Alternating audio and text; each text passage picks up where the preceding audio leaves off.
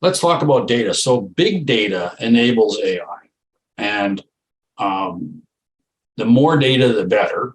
Keeping in mind what I said about relevant data. So you keep that in mind. All relevant data. Sometimes data information you may not think is relevant. And I'll use the example of in a plant that I worked at. We found out eventually that relative humidity was having an effect on chemical processes.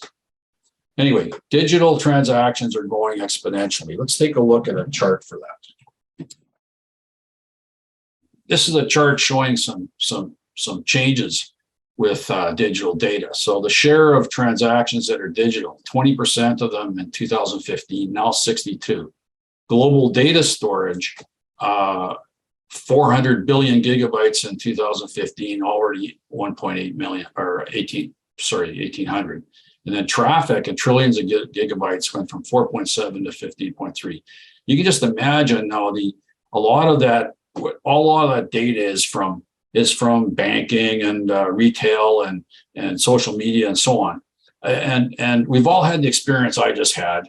You know, I went to a local online store. I bought a T-shirt a few weeks ago, and the same day I was looking at Google, and an ad for that T-shirt from that store came up on my Google. It's fantastic what these guys, how they can use this information. But let's look at that bottom line, transistors per chip. In 6 years or 5 years, it went from 100,000 to 10 million.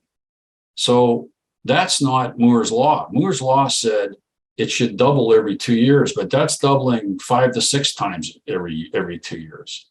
So it's continuing to expand, and electronics are becoming more and more powerful.